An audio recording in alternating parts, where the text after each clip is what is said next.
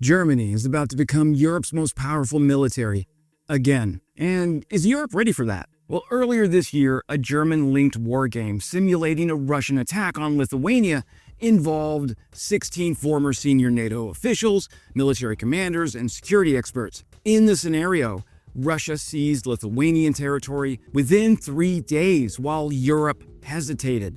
That matters because Germany, after years of underinvestment, is now rewriting its constitution, building a 500 billion euro infrastructure fund, and openly aiming to make the Bundeswehr Europe's strongest conventional army. Something very strange is happening in Central Europe, and I think you need to understand it. Hey friends, Wes here, US multi-branch veteran, and I used to work for a little German company called Siemens, and they sent me to a village called Erlangen in Bavaria to learn how to fix a medical robot called the Zigo. So I was looking at a family tree recently, and my ancestors are of course 90% Irish, but I noticed this one dude in my family tree with the name Erlangen over his location. That's kind of an odd coincidence. This town is very small. Anyways, in 2022, the German army's own chief stood up in public and said the Bundeswehr was, quote, standing there more or less empty-handed, end quote. At the time, only 4 of the Luftwaffe's 128 Eurofighter Typhoons were combat-ready. The land forces were running at 50% readiness. Germany had spent the entire post-Cold War era treating NATO as a security blanket it could borrow without paying dues. Then Russia invaded Ukraine, and Germany had what its politicians called a Zeitenwende, a turning point. Chancellor Olaf Scholz announced a one-time 100 billion euro special fund for military equipment. Now that sounded huge, but it turned out just to be a down payment.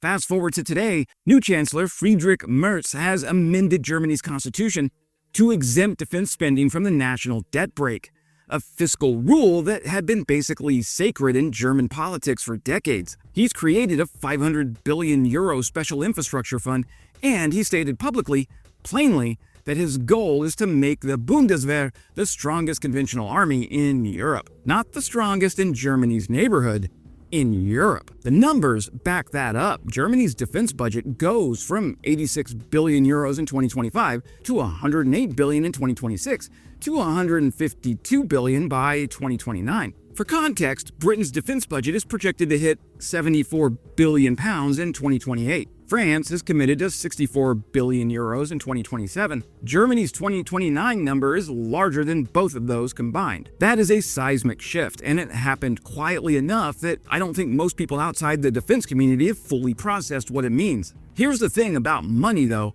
Money is not a military, and Germany's gap between its budget ambitions and its current actual capability is, let's say, significant. Those land forces running at 50% readiness? Well, the overall Bundeswehr needs to grow from 182,000 troops to 260,000 troops within the next 10 years. The 2026 budget funds 10,000 new soldiers and 2,000 civilian posts.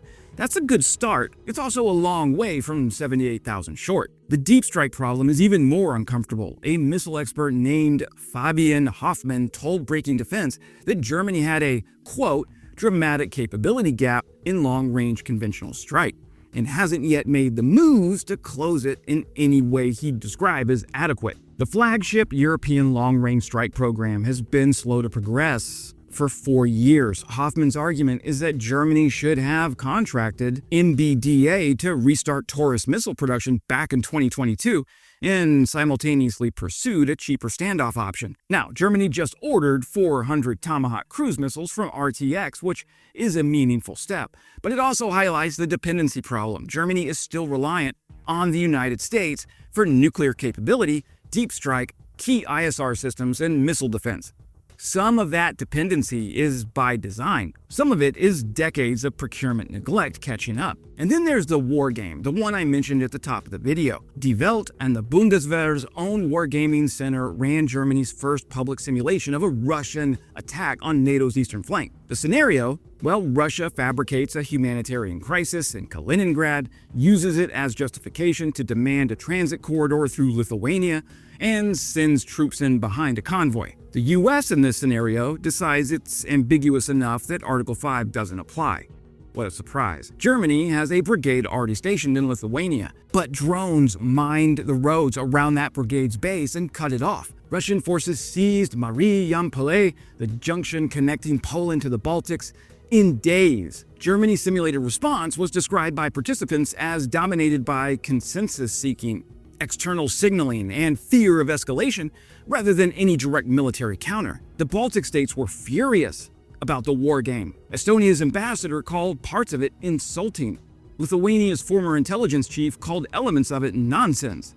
They argued the simulation underrepresented Baltic military capability and resolve. And they're probably right about that, but the core finding that Germany's political decision-making under hybrid pressure tends toward hesitation wasn't really disputed. Hardware doesn't mean if the political will collapses under consensus-seeking and fear of escalation. Now, that sentence is from the Wargame reporting, and it's doing a lot of work. So what is Germany actually buying with all this money? Because the procurement list is genuinely significant if they can overcome the politics. Well, the Luftwaffe is receiving F-35s in 2026. That's now, which marks Germany's transition into a fifth-generation air force and cements its role in NATO's nuclear deterrence mission. The older Tornado jets are being retired.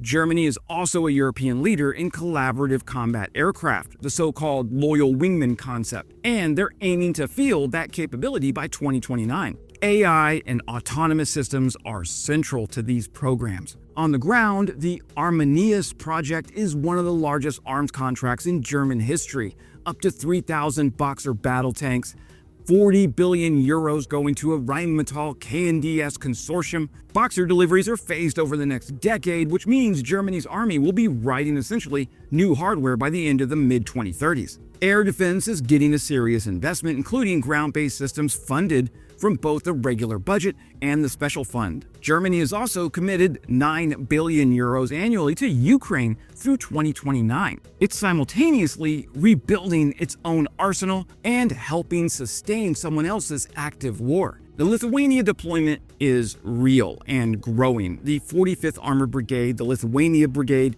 is now operational with 2 combat battalions placed under direct command in January.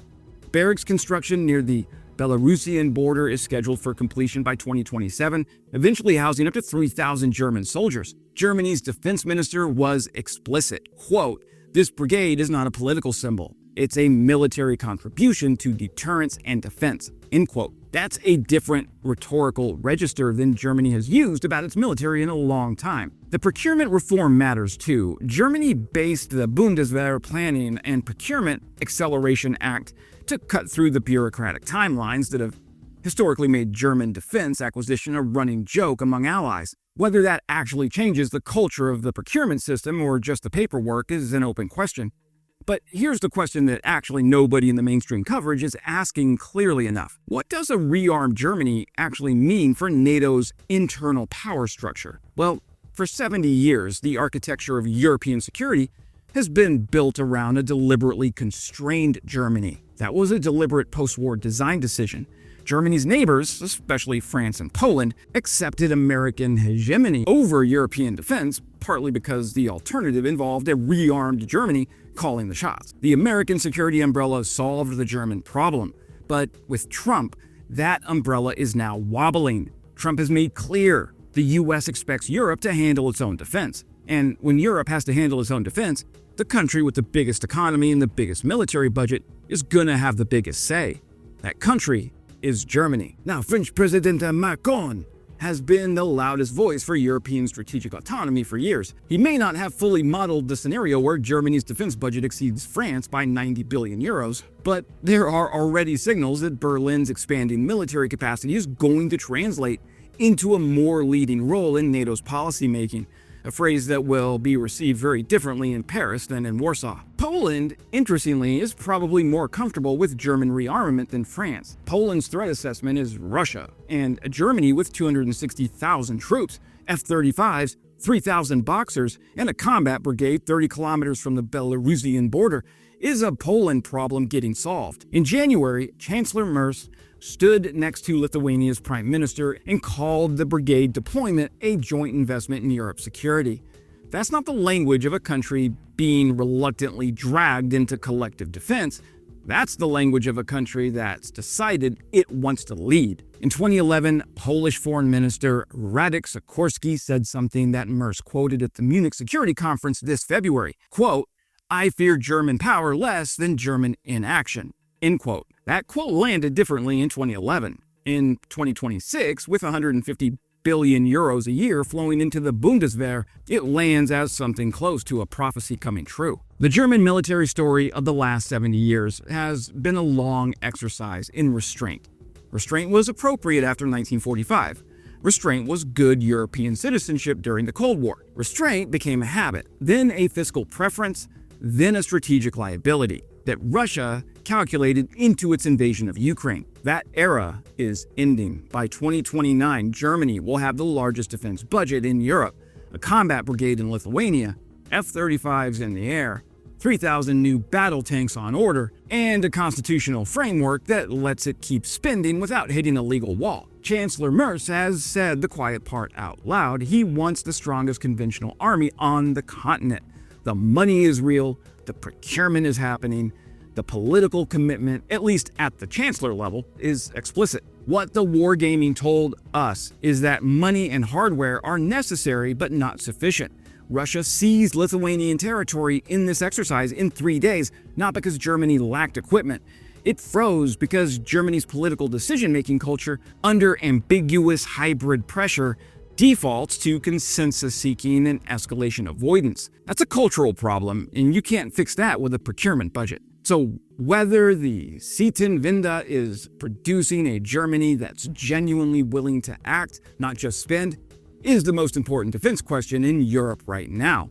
The rest of NATO is about to find out the answer, hopefully not the hard way. That is it for today, my friends. Abonnieren Sie bitte, or please subscribe if you want your military news with a heavy dose of my opinion.